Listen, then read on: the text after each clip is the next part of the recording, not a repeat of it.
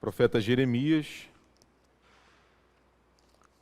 capítulo 18, versículos de 1 a 6, eu peço que você acompanhe a leitura aí na sua Bíblia, por gentileza. A que eu uso é a página 670 do Antigo Testamento. Diz assim a palavra do Senhor. Todo mundo achou? Tranquilo? Palavra do Senhor que veio a Jeremias, dizendo: Dispõe-te e desce à casa do oleiro, e lá ouvirás as minhas palavras. Descia à casa do oleiro, e eis que ele estava entregue à sua obra sobre as rodas.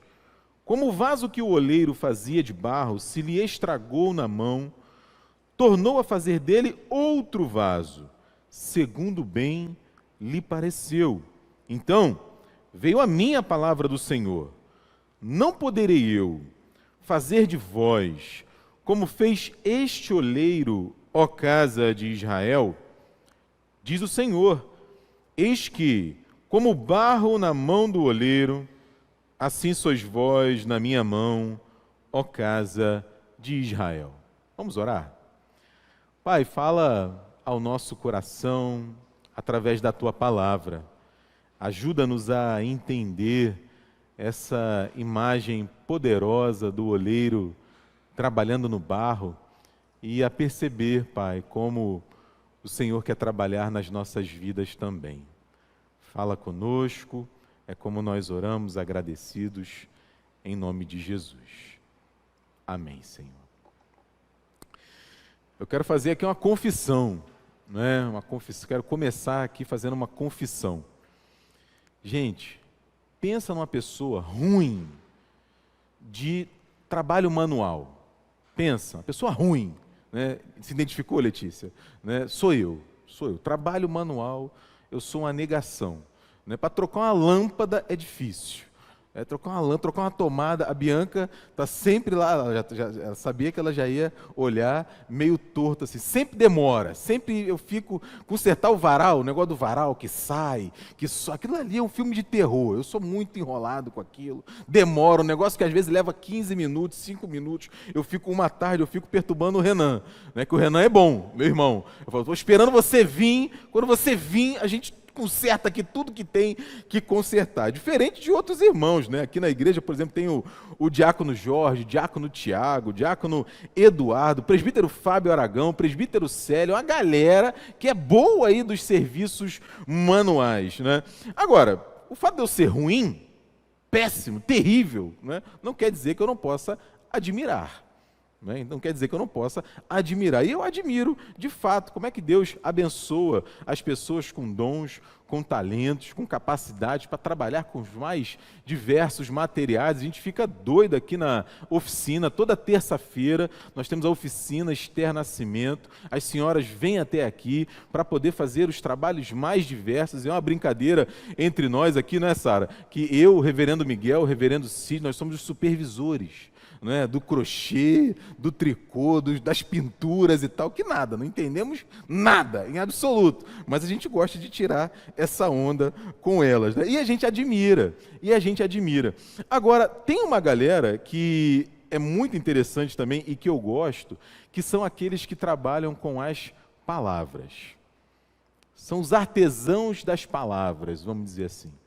Aquele pessoal que sabe encaixar, né? Letícia está fazendo faculdade de letras, sabe muito bem do que a gente está falando. O pessoal que sabe encaixar a palavra na hora certa, no momento certo, no jeito certo. Tem um cantor que chama Jorge Camargo, e ele tem muitas músicas que a gente conhece, e uma delas que eu gosto muito, chama Pastores de Palavras.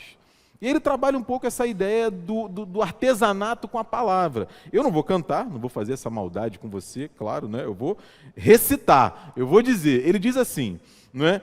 A poesia de Pessoa, o Fernando Pessoa, o poeta português, a sensibilidade de Drummond, o lirismo do Bandeira, nos visitam e tocam o coração. De fato, né? Quando a gente ouve uma música bonita, um poema bonito, entra no nosso coração. Aí ele diz assim, é o refrão da música: eles são pastores de palavras, verdadeiros mestres e artesãos que nos fazem ver o mundo nas asas da imaginação. Aí ele vai para a Bíblia.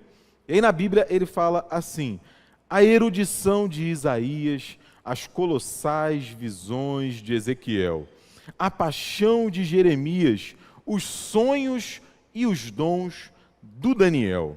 Eles são pastores de palavras. E é muito legal, porque o Jorge Camargo, ele tem razão, né? O Jeremias, os outros profetas, os autores bíblicos abençoam a nossa vida porque, inspirados por Deus, nos falam da parte do Senhor, a sua palavra. E no texto que a gente leu aqui, esse famoso texto desse encontro do Jeremias com o oleiro, nós temos assim dois artistas se encontrando, né? O artista do barro e o artista das palavras. Aquele que trabalha inspirado pelo Senhor com as palavras e aquele que trabalha com o barro. E você conhece a cena que o Jeremias presencia. Você percebeu aí no início do texto, Deus vai até o profeta e fala com ele: ô Jeremias, sai daí de onde você está e vai até o lugar em que o oleiro está trabalhando no barro. Eu quero falar com você ali a partir daquela imagem. E não precisa, né, gente, a gente ser assim, nenhum especialista para entender o que está acontecendo ali.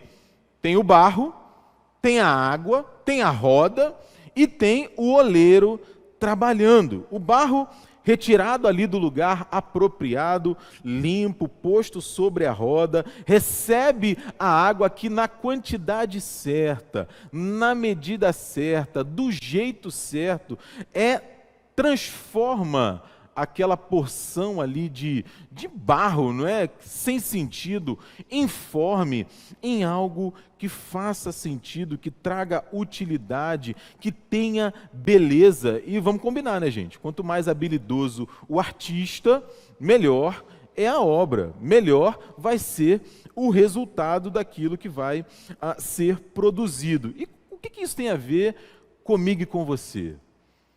Por que Deus chama Jeremias para presenciar aquela cena tão prosaica?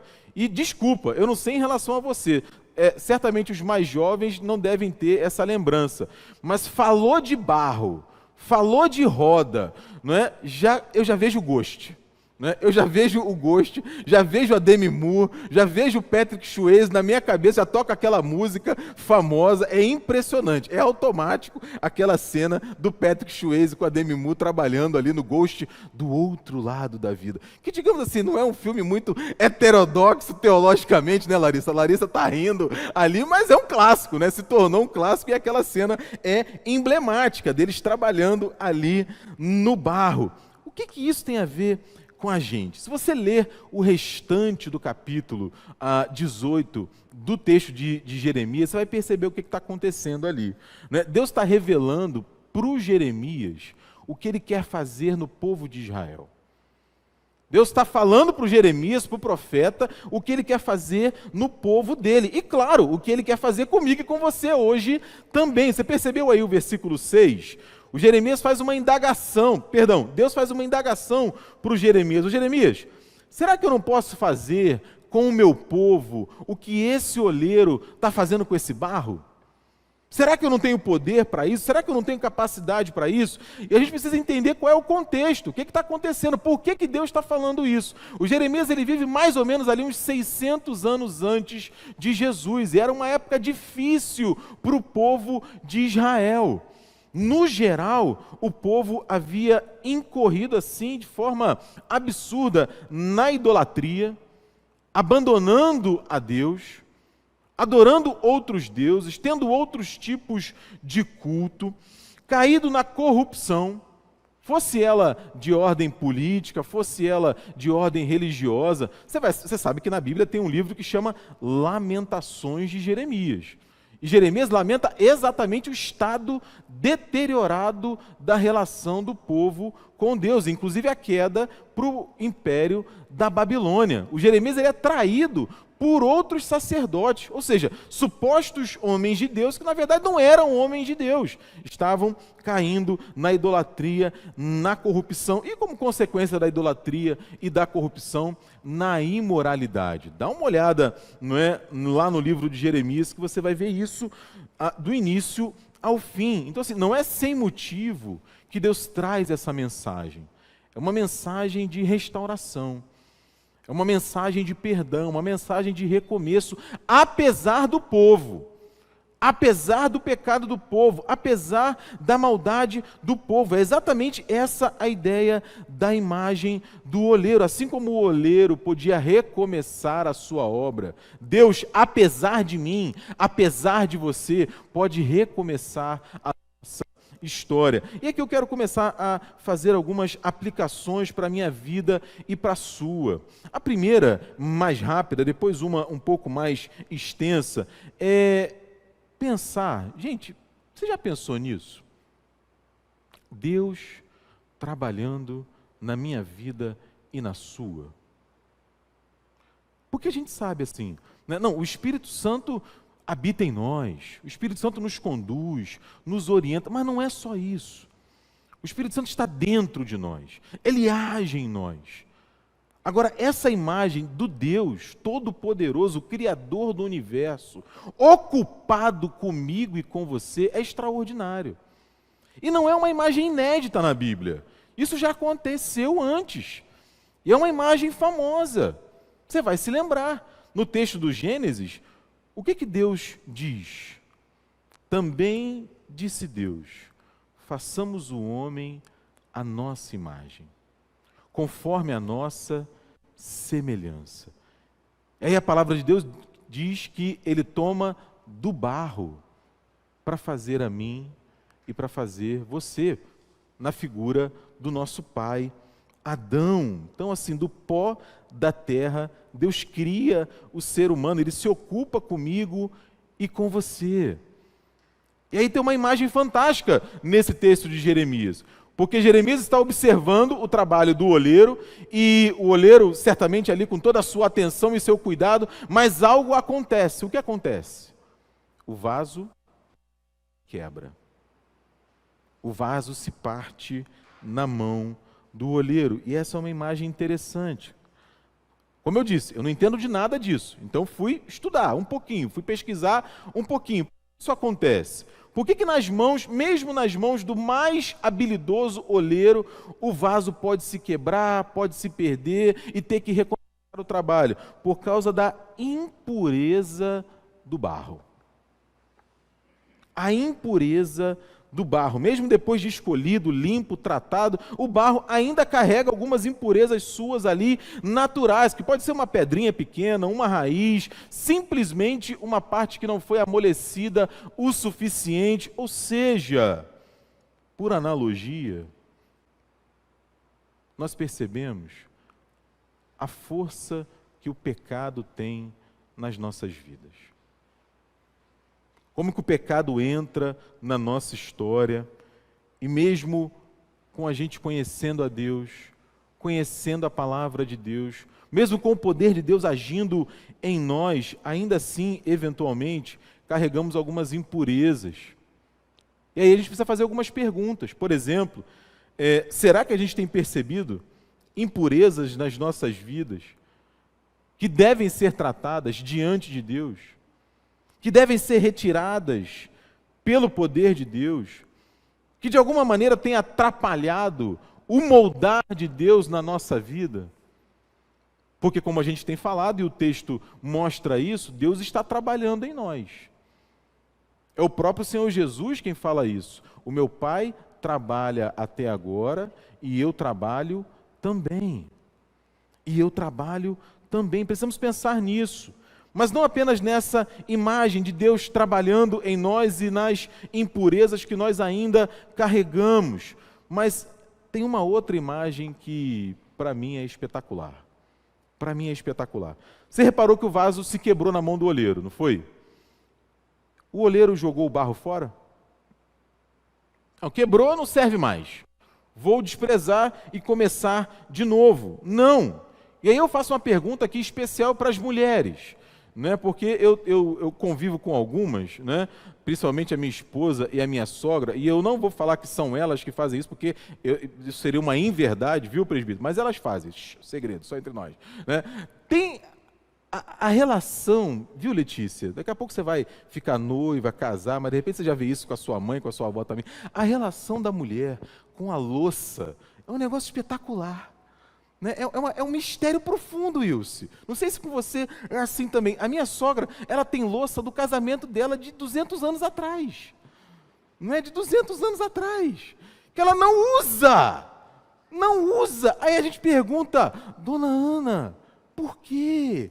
Não, porque tem um valor assim, uma coisa. Aí limpa, lava e tal, não sei o quê. E guarda de novo. Né? Nem guarda. Isso acontece lá em casa, né, meu amor? Te amo, viu? Te amo. Né? Te amo. Acontece lá em casa. Isso. Aí eu pergunto para você, na sua casa, mesmo aquela sua louça mais amada, mais querida, mais estimada, quebrou, você faz o quê? Joga fora. Não tem jeito.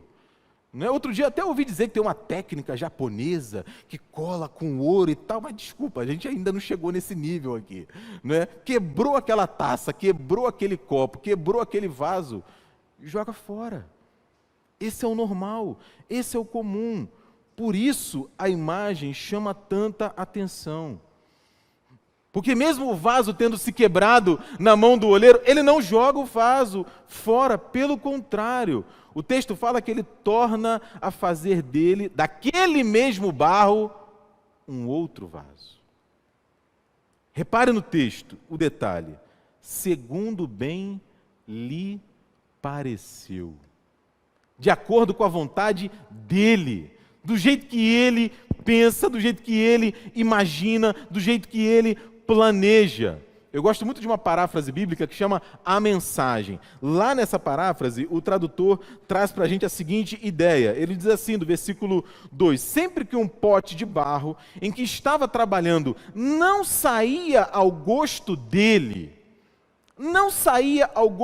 como acontece às vezes quando se trabalha com o barro, ele simplesmente começava de novo, usando o mesmo barro para fazer um outro pote.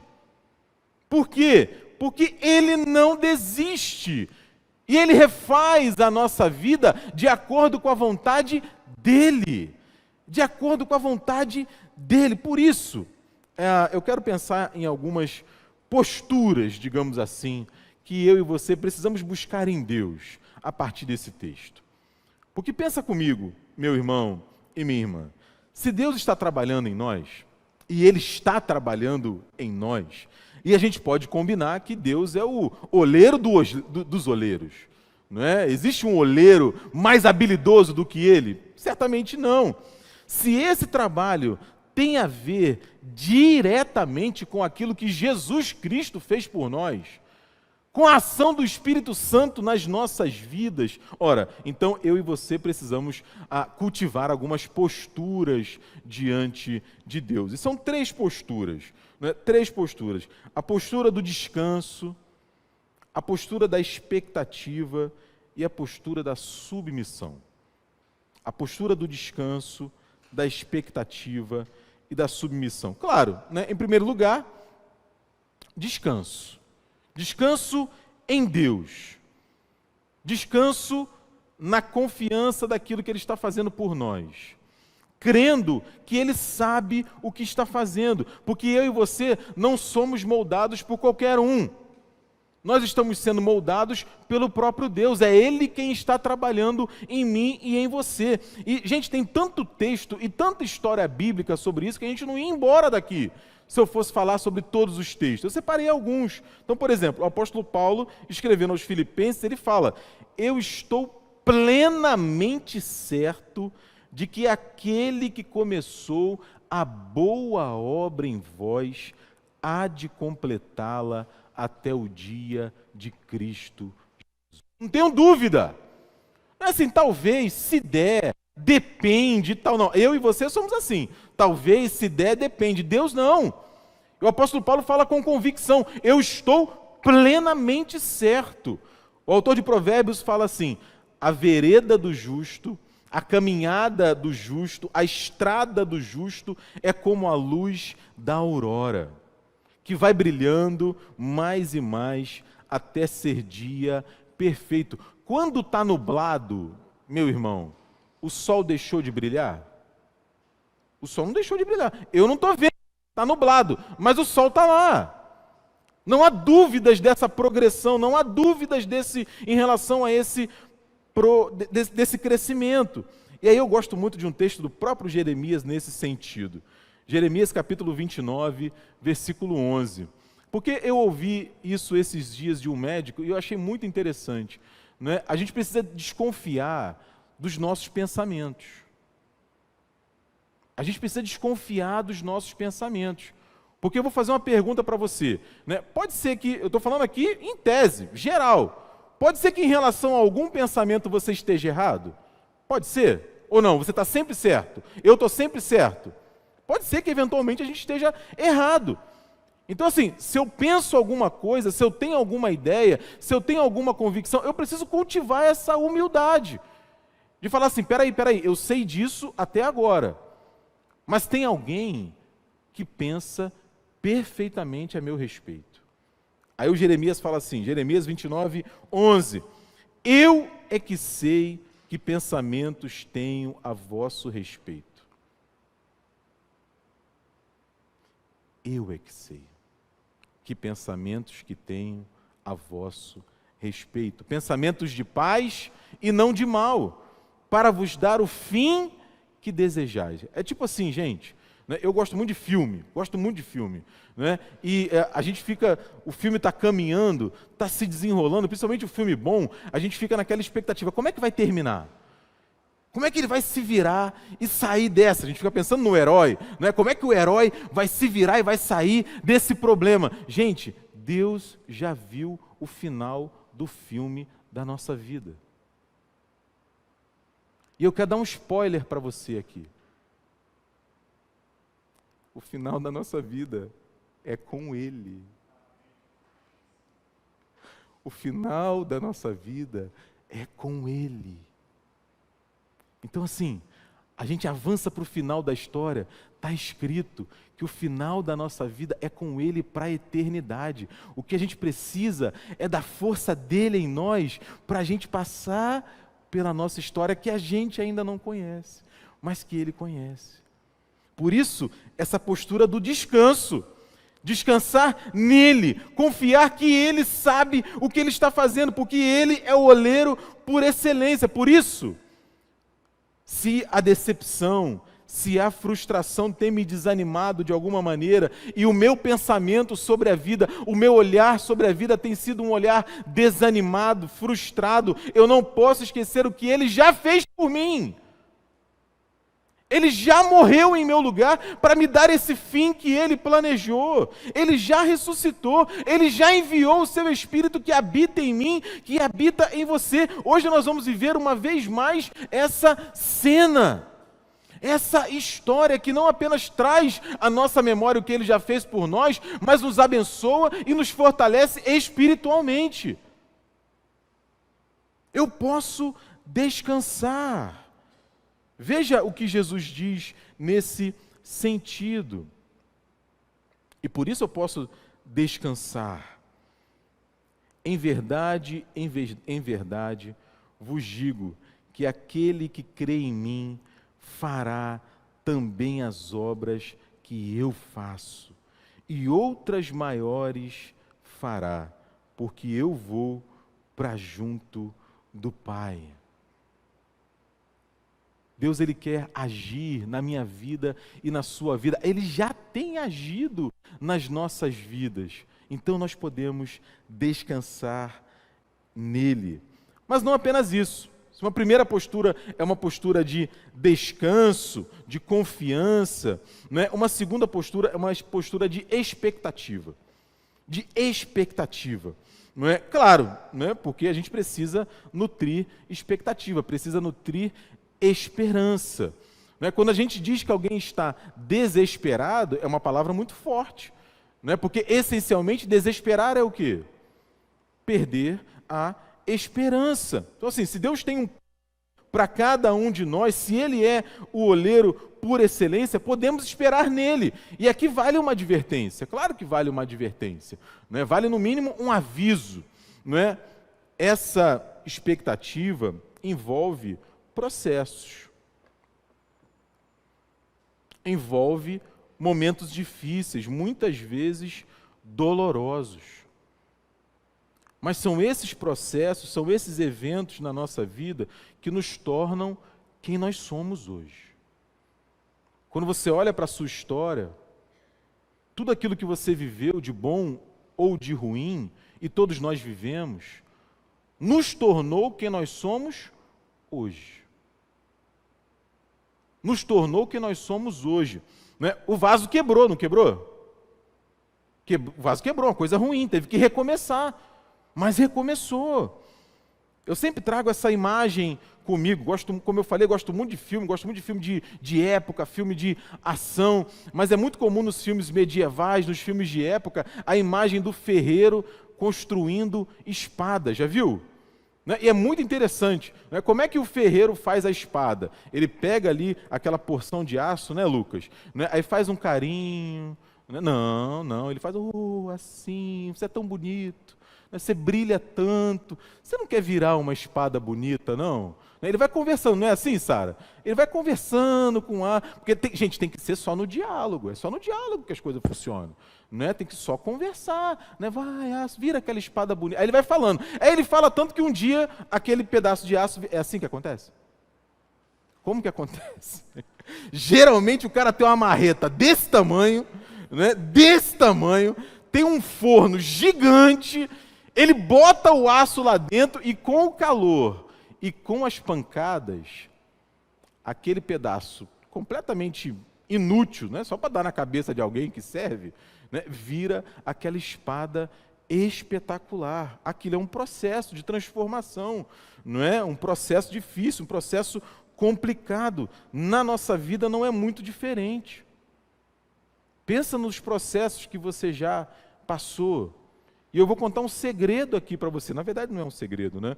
Hebreus, capítulo 5, versículo 8, diz assim: embora sendo... Eu vou ler a partir do 7, olha o 7. Ele, Jesus, nos dias da sua carne, tendo oferecido com forte clamor e lágrimas, orações e súplicas a quem o podia livrar da morte. O que o autor de Hebreus está falando aqui? Você lembra de uma cena em que Jesus, angustiado, ora, pedindo para ser livre, liberto da cruz? Tem isso na Bíblia? Né? Tem isso na Bíblia? Jesus suando sangue? Tem ou não tem? Né? Se possível for, passa de mim esse cálice. É disso que ele está falando aqui. Né? Ele, Jesus, nos dias da sua carne, tendo oferecido com forte clamor e lágrimas, orações e súplicas a quem o podia livrar da morte, e tendo sido ouvido por causa da sua piedade, embora sendo filho, aprendeu a obediência pelas coisas que sofreu. Às vezes a gente idealiza o ministério de Jesus entre nós como se fosse um passeio que ele fez aqui na terra. Eu vou tirar aqui umas férias de 3 anos aqui no resort de Cafarnaum. Não faz sentido isso, gente. O profeta Isaías diz que ele foi um homem de dores.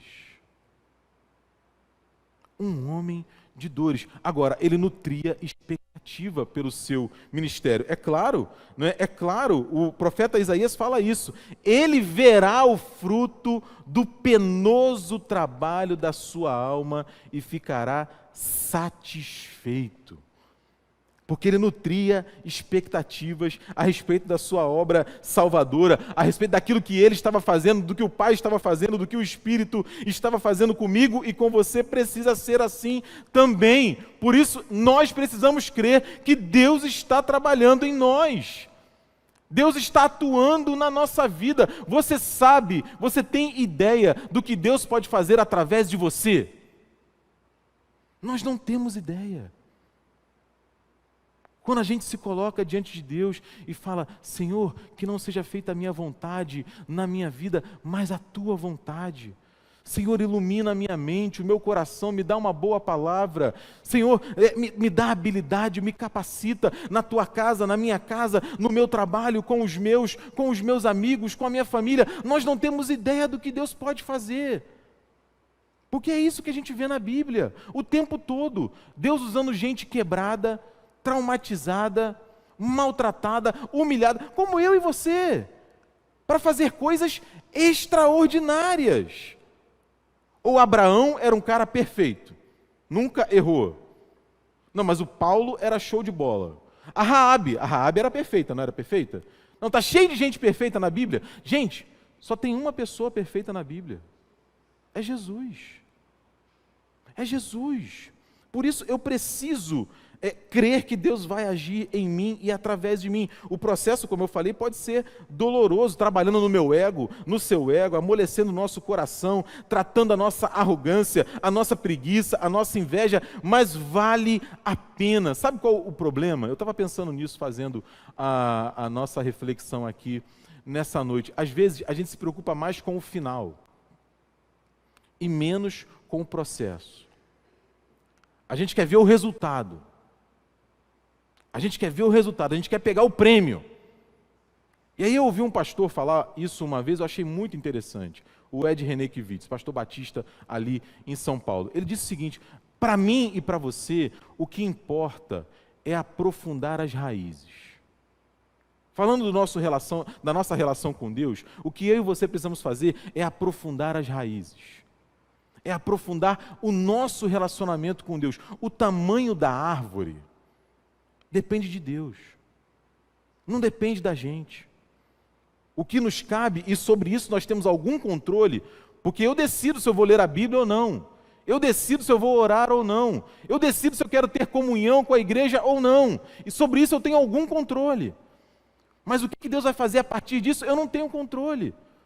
E aí isso vai depender se eu nutro expectativas. E finalmente, caminhando para a gente encerrar, uma postura de submissão e de entrega. É claro, não é?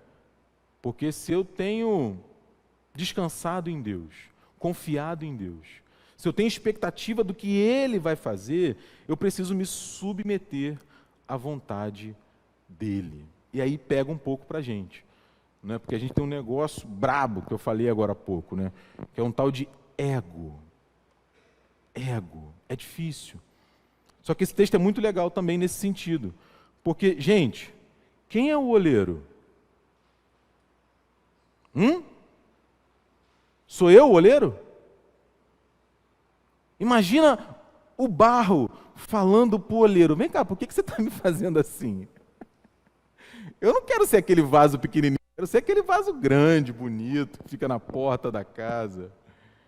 Não, me faz maior, me faz mais assim, me pinta de outra cor. O barro faz isso, gente? O barro não faz isso. E nós estamos nas mãos dele, não estamos nas nossas mãos. Louvado seja Deus por isso.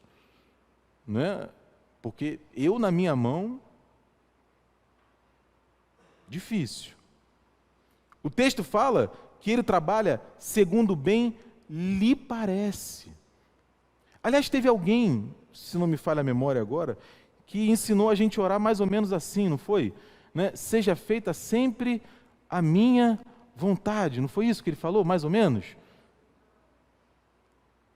Seja feita a tua vontade. É no tempo dele, é do jeito dele, é de acordo com o plano dele que as coisas vão acontecer na minha e na sua vida, porque a vontade dele é sempre boa, perfeita e agradável. Tem um salmo famoso que fala isso para a gente. Ele diz: confia no Senhor e faz o bem, habita na terra, alimenta-te da verdade, agrada-te do Senhor e Ele satisfará os desejos do teu coração. Entrega o teu caminho ao Senhor, confia nele e o mais Ele fará. Maria fala isso para o anjo: aqui está a serva do Senhor, que se cumpra em mim conforme a tua palavra. O João Batista diz, olha, convém que ele cresça e que eu diminua. Aliás, como a gente já lembrou aqui, o próprio Cristo diz isso. Se possível, passa de mim esse cálice, mas que não seja feita a minha vontade, sim a tua. Submissão.